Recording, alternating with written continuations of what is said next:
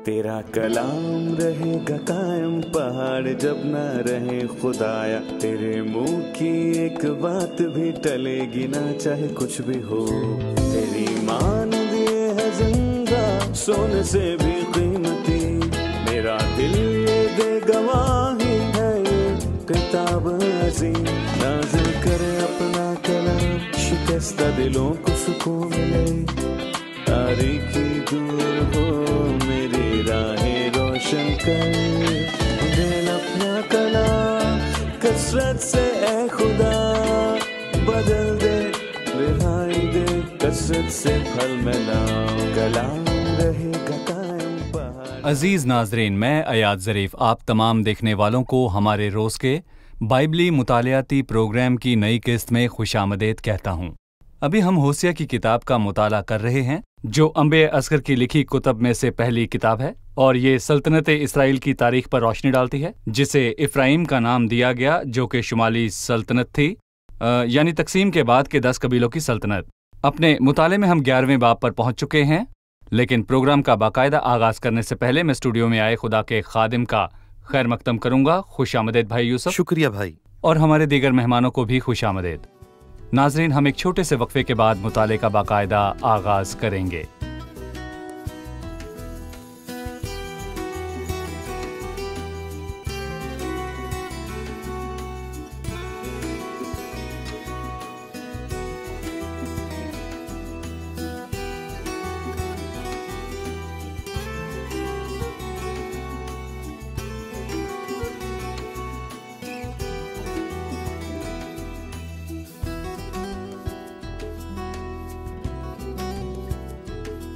खुशामदीद भाई। आपका शुक्रिया भाई। मुझे खुशी है कि होसिया की किताब के लिए एक बार फिर से हम मिल रहे हैं।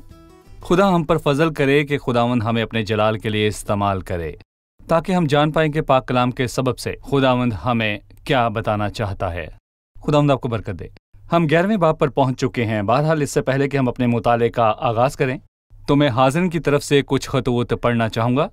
सबसे पहले जॉर्जेट अबूना अब्दू की तरफ से एक ख़त है और वो अपने ख़त में लिखते हैं, खुदा आपके साथ हो और आप बाइबल की मुनादी और इसके इल्म को फ़रोग़ देने में बढ़ते जाएं। सहीर मजदी की तरफ से एक ख़त है जिसमें वो कहती हैं, ज़बरदस्त ज़बरदस्त ज़बरदस्त। खुदा आपको ज़्यादा से ज़्यादा इस्तेमाल करे और प्रोग्राम में काम करने वाले सब लोगों को बरकत दे। खुदा आपको बरकत दे भाई अयाद, आप हमेशा बुलंदियों पर पहुँचें। बाइबली मुतालियाती प्रोग्राम बहुतेरों के लिए बरकत का बाइस बने। मैं बताना चाहती हूँ कि खुदा इसके वसीले मुझसे बात करता है। इस शानदार प्रोग्राम के लिए खुदा का बेहद शुक्र हो। शुक्रिया। खुदावंद आप सबको बहुत बरकत दे। एक और पैगाम है तीती सईद की तरफ से कि इंजील एक ज़बरदस्त मुताला है। आपकी टीम बहुत बाबरकत है। आप जो इसमें काम कर रहे हैं, हम आपके और तमाम क्रिश्चियन चैनल्स के बहुत ज़्यादा मशकूर हैं जो खुदा के कलाम को हम तक पहुँचाते हैं।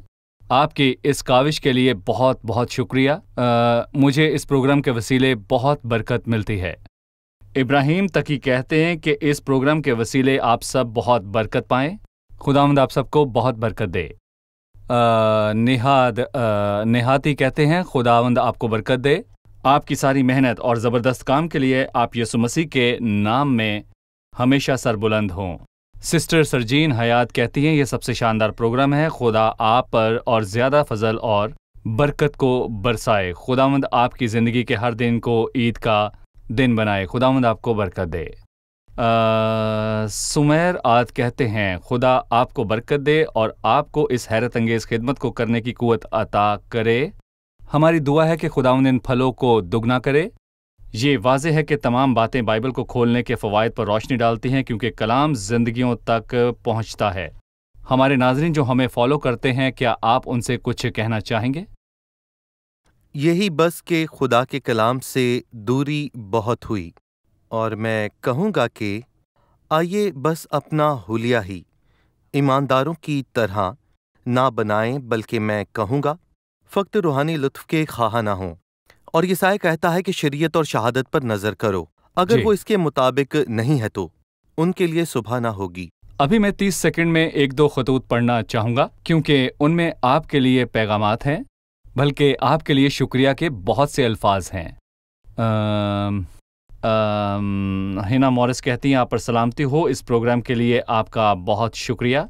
मैं दिन में 3 बार रोज़ाना ये प्रोग्राम देखती हूँ, बल्कि हफ्ते और इतवार को भी यूट्यूब और आपकी वेबसाइट पर जाकर इन इकसात को मैं देखती हूँ। शुक्रिया। बहुत खुशी की बात है, खुदा का शुक्र हो। फ्रांस से मोर्शिद का भी पैगाम है और वो कहते हैं, मैं इस प्रोग्राम का बहुत बड़ा मद्दाह हूँ। खुदा आपको बरकत दे और आपकी खिदमत को जारी रखे। आपको और फाजिल भाई यूसुफ रियाज को मैं सलाम अर्ज करता हूँ। इराक से बिस्मा का पैगाम है, वो कहती हैं, आप पर मसीह की सलामती हो। मैं इराक से हूँ। प्रोग्राम बाइबली मुतालिया के लिए बहुत शुक्रिया। मैं शुरुआत से ही इसे देख रही हूँ। खुदा आपकी हिफाजत करे और आपको कामयाबी दे। मैं दिल की गहराइयों से भाई यूसुफ रियाज को आदाब पेश करती हूँ। मुझे इस प्रोग्राम से बहुत लुत्फ आता है, खासकर जब भाई यूसुफ रियाज इस प्रोग्राम में आते हैं। खुदावंद आपको बरकत दे। हम अपने नाज़रीन के लिए खुदा का शुक्र अदा करते हैं। हमारी ज़िंदगी का यही मकसद है कि खुदा का कलाम बहुत से घरों और जानों तक पहुँचे और ज़िंदगियाँ तब्दील हों। एक दफ़ा फिर यशायाह हमें यूं तसल्ली देता है, इस तरह मेरा कलाम जो मेरे मुंह से निकलता है अंजाम को मेरे पास वापस ना आएगा, ऐसा हो ही नहीं सकता। आपने ठीक कहा। 11वें बाब की तरफ वापस आते हैं भाई यूसुफ। क्या आप हमें 11वें बाब के मौजू या उन्वान के मुतालिक बता सकते हैं? हमने नए हिस्से की शुरुआत की और शुरुआत में ही हमने इस किताब की तकसीम के बारे में समझा। पहले 3 अबवाब ज़ाती नौयत के हैं जिनका ताल्लुक उसके घराने से है, और अबवाब 4 ता 7 में हम बदी को देखते हैं, और फिर अबवाब 8 ता 10 में हम अदालत को देखते हैं।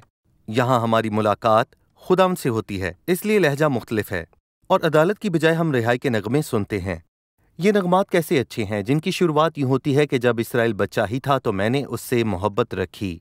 और मैं यहाँ पर कहूँगा कि हम इसी मोहब्बत भरे लहजे को यहाँ पर देखते हैं, और यहाँ तक कि हम उसकी इंतहा को पहुँचते हैं जहाँ वो कहता है, मैं कुशादा दिली से उनसे मोहब्बत रखूंगा। और 14वें बाब की 4थी आयत में लिखा है, ये हैरत अंगेज बात है कि इफ्राइम के खुदा के खिलाफ सब कामों के बावजूद वो फिर उनसे मोहब्बत रखता है। ये बात हमारे दिल को सुकून देती है। तू अपने लोगों से जो दुनिया में थे जैसी मोहब्बत रखता था, आखिर तक रखता रहा। ठीक है, मैं चाहूंगा कि पहली आयत को पढ़कर आपसे एक सवाल पूछूं और तबसरे की दरखास्त करूं। जब इसराइल अभी बच्चा ही था तो मैंने उससे मोहब्बत रखी और अपने बेटे को मिस्र से बुलाया। जब वो इसराइल का जिक्र शुरुआत में करता है, वो उसे बच्चा कहता है जिससे उसने मोहब्बत रखी। वो उसे अपना बेटा कहता है। मैं जानना चाहूंगा कि कलाम में और कहाँ-कहाँ इस बात का हवाला मौजूद है और इसका मफहूम क्या है। मत्ती की अंजील के 2 बाब की 16वीं आयत में मत्ती ने इस बात का इतलाक मसीह पर किया जब यूसुफ और मुकद्दसा मरियम को बच्चे को लेकर मिस्र जाना पड़ा ताकि शरीर हेरोदीस की जालिम अफवाज से उसे बचा सकें।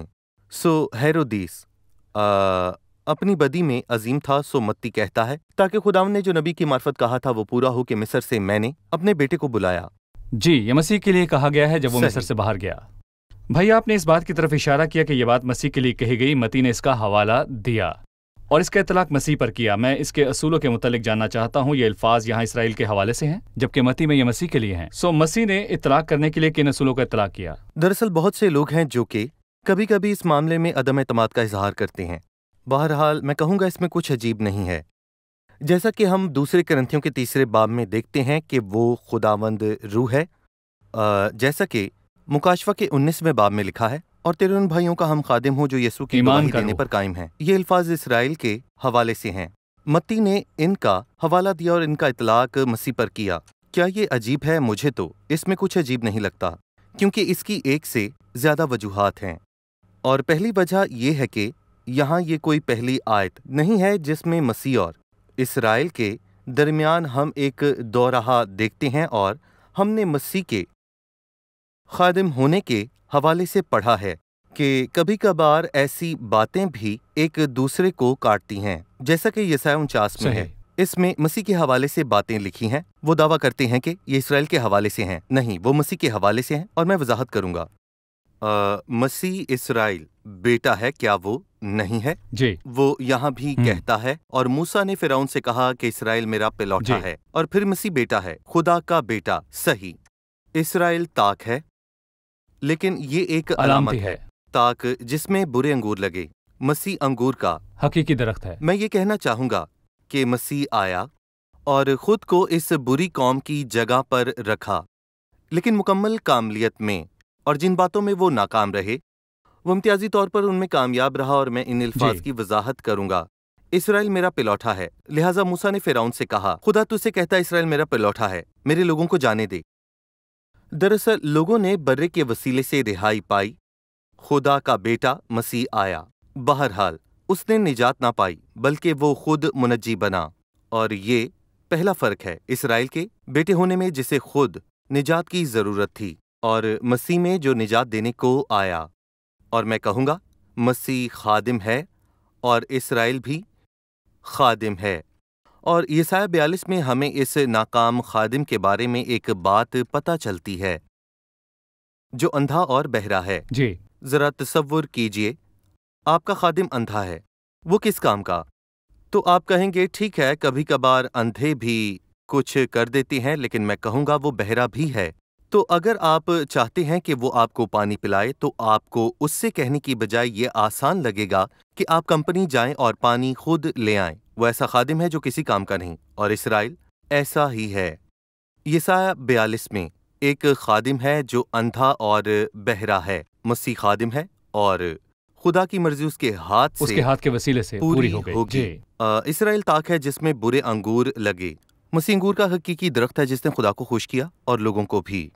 इसलिए मत्ती ने इस आयत का हवाला देते हुए कहा कि मसीह बेटा है, क्योंकि मसीह भी उसी राह से गुजरा जिस राह से ये कौम गुजरी, ताकि इस कौम से मुमासलत रखे। उसने अपने सफ़र का आगाज़ मिस्र से किया। वो मिस्र से निकल गया और उन्हें मूसा ने समंदर में बपतिस्मा दिया। और जैसा कि पहला करंथियों 10 बताता है कि मसीह जो सारे जलाल का मालिक है, वो आया और मिस्र के बाद दरियाए यरदन को गया ताकि यूहन्ना से बपतिस्मा ले। सही। वो भी बियाबान को गए, लेकिन यहाँ पर एक बड़ा फर्क है। उन्होंने खुदा को बियाबान में आजमाया, लेकिन मसीह ने बियाबान में इब्लीस से कहा कि खुदावंद अपने खुदा की आजमाइश ना कर। ये कितना बड़ा फर्क है इसराइल के दरमियान जो बियाबान में है और वो 40 बरस तक भटकते रहे, और मसीह के दरमियान जिसने बियाबान में मुकम्मल तौर पर अपनी कामलियत को जाहिर किया, फिर अपनी खिदमत का आगाज किया। उसने ताकतवर आदमी यानी कि इब्लीस को लूटा ताकि इसराइल को रिहाई दे। शुक्रिया भाई यूसुफ, इस वजाहत के लिए बहुत शुक्रिया। अभी हम एक रिपोर्ट देखेंगे, फिर मुताले में आगे बढ़ेंगे। अजीज नाजरीन, खुदा आपके साथ फ़क्त मोहब्बत ही से पेश आ सकता है, क्योंकि उसने सिर्फ आपके दिल तक पहुंचने के लिए आसमान और जहन्नुम के दरवाज़ों को हिला डाला, लेकिन वो यहाँ रुक गया। वो दरवाजे पर आहिस्तगी से दस्तक देता और कहता है, देख मैं दरवाजे पे खड़ा खटखटाता हूँ। उसने कभी दरवाज़ा तोड़ा ना तोड़ेगा, क्योंकि वो खुद हम पर मुसल्लत नहीं करना चाहता, बल्कि तवक्को करता है कि हम उसकी मोहब्बत का जवाब दें। मेरा सवाल दूसरी आयत से है। उन्होंने जिस कदर उनको बुलाया उसी कदर वो दूर होते गए। जिनको बुलाया वो कौन है? जी भाई यूसुफ, वाज़े है कि खुदावंद ने इफ्राइम से मोहब्बत रखी जब वो बच्चा था। जब इसराइल बच्चा था तो मैंने उससे मोहब्बत रखी। बहरहाल क्या इफ्राइम ने मोहब्बत का जवाब मोहब्बत से दिया? नहीं। जब वो मुल्क मिस्र से निकल आए तो उन्होंने बछड़े की इबादत की। तब खुदावंद ने उन्हें अहकाम दिया और बातें यहीं खत्म नहीं होती। उसने उनके पास अंबिया को भेजा। दूसरी आयत में लिखे अल्फाजों का मतलब यह है कि उन्होंने जिस कदर उन्हें बुलाया, मतलब कि जिस कदर अंबिया आए और उन्होंने लोगों को खुदा के पास लौटने और तौबा करने की दावत दी, वो उसी कदर उनसे दूर होते गए और उन्होंने खुदा के अंबिया को रद्द किया और खुदा से दूर होकर ठोकर खाई। उन्होंने बलामी के लिए कुर्बानियां गुजरानी और तराशी हुई मूर्तों के लिए बाखूर जलाए। जिस कदर खुदावंद ने उन पर फजल किया, उसी कदर उन्होंने खुदावंद को रंजीदा किया और गैर माबूदों की इबादत की। ठीक है, उन्होंने बलीम के लिए कुर्बानियां गुजरानी और तराशी हुई मूर्तों के लिए बखूर जलाया। तीसरी आयत में लिखा है, मैंने बनी इफ्राइम को चलना सिखाया, मैंने उनको गोद में उठाया। लेकिन उन्होंने ना जाना कि मैं ही ने उनको सेहत बख्शी। मैंने उनको इंसानी रिश्तों और मोहब्बत की डोरियों से खींचा। मैं उनके हक में उनकी गर्दन पर से जुआ उतारने वालों की मानिंद हुआ और मैंने उनके आगे खाना रखा। इस पर तबसरा करें जो खुदा ने इफ्राइम के लिए किया। जी, बशारत का काम करते हुए मुबश्शिरीन इन आयात का बकसरत इस्तेमाल करते हैं और लोगों से ये अल्फाज कहते हैं कि खुदा ने इफ्राइम को चलना सिखाया और कदम कदम पर उनके साथ रहा। बाप होते हुए वो अपने बच्चों को चलना सिखाता है। मैंने बनी इफ्राइम को चलना सिखाया और मैंने उन्हें गोद में उठाया। जब आपके पास छोटा बच्चा हो तो आप उससे खुश होते हैं, उसके हाथ को थामते और उसको सिखाते हैं। शायर कहता है कि मैंने ही उसे शाना बांधना सिखाया और जब उसके हाथ कवि हुए तो उसने मुझे ही निशाना बनाया। यही उन्होंने खुदा के साथ किया। उसने इफ्राइम को चलना सिखाया। उन्होंने बाजुओं को थामा, लेकिन उन्होंने ना जाना कि मैंने ही उन्हें सेहत बख्शी। लिहाजा किताब के आगाज ही से हमारी मुलाकात एक बेवफा औरत से होती है और इस बाब में हमारी मुलाकात बेवफा औलाद से होती है, जो कि हमें लुका 15 के मुसरफ बेटे की याद दिलाती है। लेकिन उन्होंने ना जाना कि मैंने ही उनको सेहत बख्शी, मैंने ही उनको इंसानी रिश्तों से खींचा, मोहब्बत की डोरियों से खींचा। और खुदा जानवरों से बहुत मोहब्बत से पेश आता है। बहरहाल ना सिर्फ उसने ये कहा बल्कि मैं उनके हक में उनकी गर्दन पर से जुआ उतारने वालों की मानद हुआ और मैंने उनके आगे खाना रखा। सो खुदावन ने वही किया जो एक बाप अपने बेटे के लिए करता है जो उससे प्यारा है।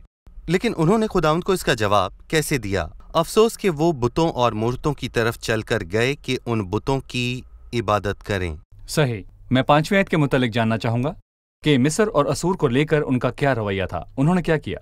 दर हकीकत मिस्र, असूर और इफ्राइम के दरमियान ताल्लुक का जिक्र इस किताब में एक से ज्यादा बार हुआ है। मिसाल के तौर पर 5वें बाब की 13वीं आयत में लिखा है, जब इफ्राइम ने अपनी बीमारी और यहूदा ने अपने जख्म को देखा, जब इफ्राइम असूर को गया और उस मुखालिफ बादशाह को दावत दी, लेकिन वो ना तो तुम्हें शिफा दे सकता है और ना ही तुम्हारे जख्म का मदावा कर सकता है। और एक बार फिर 11वें बाब की 7वीं आयत में लिखा है कि इफ्राइम बेवकूफ़ व बेदानिश फाख्ता है, वो मिस्र की दुहाई देते और असूर को जाते हैं। मतलब कि वो मिस्र और असूर को गए।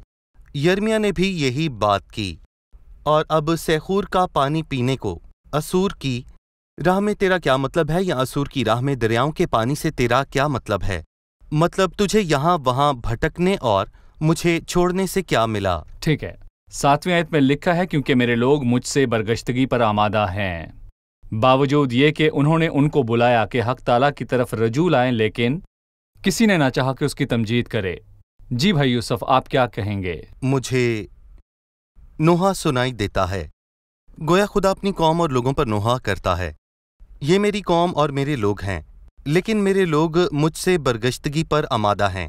जैसा कि हमने कहा कि उन्हें शाह मिस्र या शाह असूर से मेहरबानी की दरख्वास्त करने में कोई मसला ना था।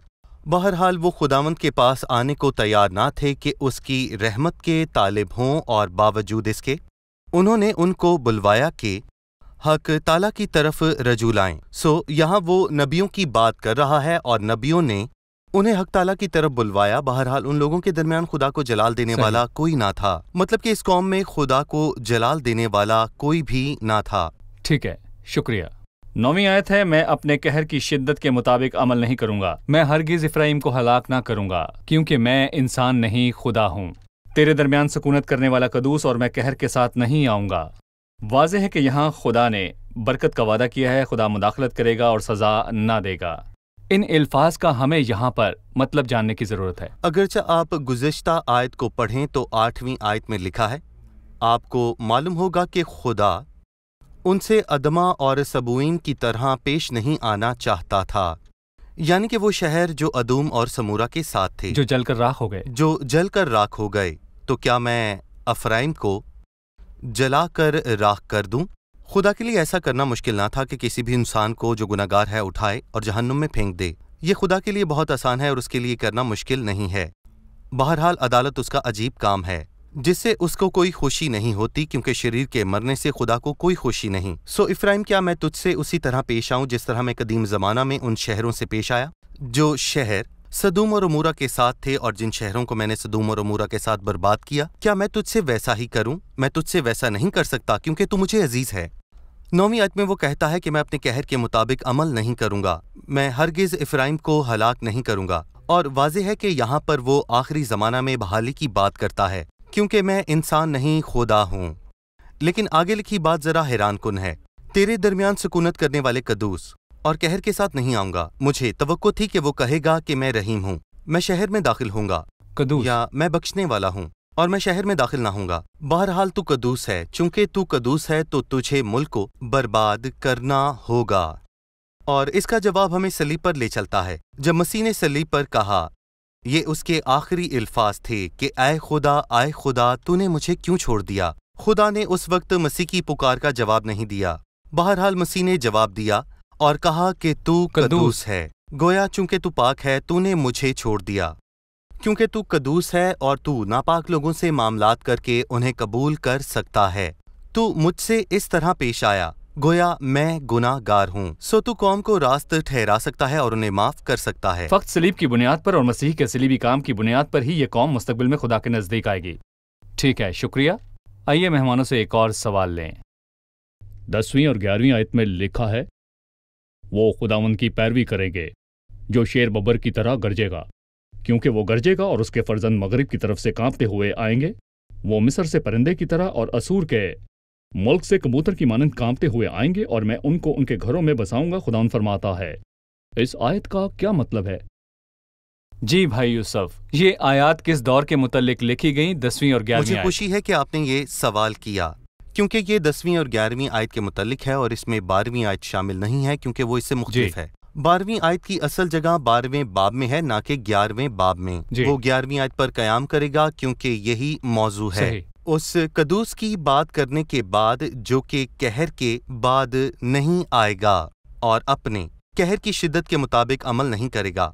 वो तफसीलात बयान करता है, मैंने तुझे माफ करने का फैसला किया है, हालांकि मैं कदूस हूँ, लेकिन मैं अदायगी सलीब पर मसीह से वसूल करूंगा। सही। तो बहाली कैसे आएगी? वो कहता है वो खुदावंद की पैरवी करेगा जो शेर बब्बर की तरह गरजेगा। आप तसव्वुर करें कि एक शेर आगे आगे चल रहा है और उसके पीछे पीछे लोग हैं। जी, खुदावंद खुदा शेर है और कौन उसके नजदीक जा सकता है? जी। अगर आप शेर के पास जाएंगे तो आप हलाकत का सबब बनेंगे, आप उस पर गालिब नहीं आ सकते।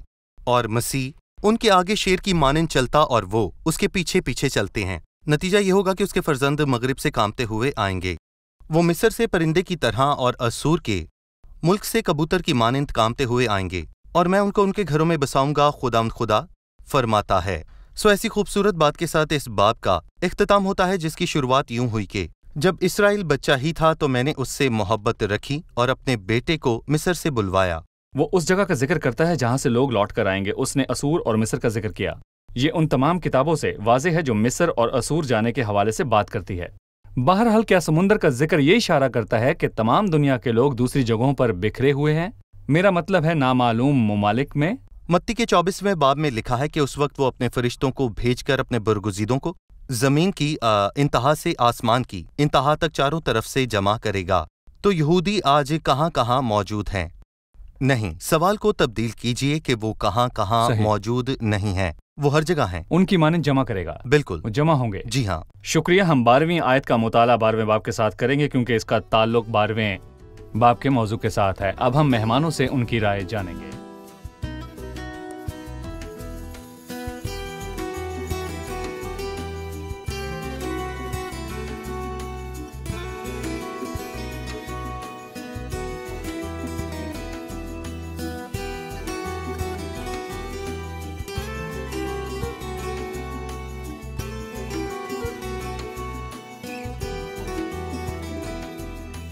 खुशामदीद। इसराइल के मुतालिक पहली आयत में लिखा है, जब इसराइल अभी बच्चा ही था मैंने उससे मोहब्बत रखी और अपने बेटे को मिस्र से बुलाया। हमने जाना कि मत्ती ने इन अल्फाज का हवाला मसीह के मुतालिक दिया। सो हम मसीह और इसराइल के दरमियान मुमासलत और फ़र्क जानना चाहते हैं। इसराइल और बेटे यानी यीशु मसीह के दरमियान मुमासलत और फ़र्क का जहाँ तक ताल्लुक है, इसराइल को खादिम कहा गया। हम यसाया में देखते हैं कि मसीह ज़ाती तौर पर दुख उठाने वाला खादिम है जो अपने लोगों के गुनाह उठा ले जाता है। हम पुराने अहदनामे से ये भी समझते हैं कि इसराइल वो ताक है जिसमें बुरे अंगूर लगे, लेकिन मसीह ने खुद कहा कि अंगूर का हकीकी दरख्त मैं हूँ। हम जिस बाब का मुताला कर रहे हैं उसमें भी हम देखते हैं कि जब इसराइल बच्चा था मैंने उससे मोहब्बत रखी, वो मेरा बेटा है। बहरहाल हम इसे भी समझते हैं कि मिस्र से मैंने अपने बेटे को बुलाया। फिर ये आयत मसीह की बात करती है, सो मसीह खुदा का बेटा है। ये मुमासलत और फ़र्क है। चूंकि कौम की तारीख का आगाज तब होता है जब वो मुल्क मिस्र से निकलकर आते हैं, जिन्हें मूसा ने बादल तले बपतिस्मा दिया, जबकि उन्होंने समुद्र को पार किया और फिर वो बियाबान में दाखिल हो गए। और मसीह भी अपने बचपन में मिस्र से निकल आया। फिर वो निकला और यूहन्ना बपतिस्मा देने वाले से बपतिस्मा पाकर बियाबान का रुख किया। वो इब्लीस से आजमाया गया लेकिन वो फातिह ठहरा। सही, ठीक है। मैं चाहूंगा कि आप तीसरी आयत के हवाले से कुछ बताएं। मैंने इफ्राइम को चलना सिखाया, इससे क्या मुराद है? इफ्राइम को चलना सिखाया से मुराद है कि खुदाउन कदम कदम पर उनके साथ रहा। खुदाउन बाप है जो अपने बच्चों को थाम कर उसके साथ चलता है। बहरहाल उन्होंने ना जाना कि खुदाउन ने उन्हें शिफा दी है। जी ठीक है। आप सबका शुक्रिया भाई यूसुफ, आपका भी शुक्रिया। अजीज नाजरीन, जब बाइबल मुकद्दस खुदा के अपने लोगों के लिए जज्बात की बात करती है तो उनकी बेहद बड़ी बगावत के बावजूद उसके मुतल्लिक लिखा है कि उसने उन्हें चलना सिखाया जैसे एक बाप अपने बेटे को सिखाता है। उसने उनकी रहनुमाई की, उन्हें सिखाया। ना सिर्फ ये बल्कि ये भी लिखा है कि मैंने उनको इंसानी रिश्तों और मोहब्बत की डोरियों से खींचा। जब आपका दिल वाकई खुदा की अजीम मोहब्बत को कबूल करने के लिए खुलता है जिसका इजहार सलीब पर किया गया, तो आप जानते हैं कि खुदा की मोहब्बत के बदले में कैसे मोहब्बत करनी है और कैसे उसके नज़दीक जाना है। जब आप उसकी इबादत का इंतखाब करते हैं तो आप मोहब्बत की हालत में होते हैं। अगली किस्त में फिर मुलाकात होगी। खुदावंद आपको बरकत दे।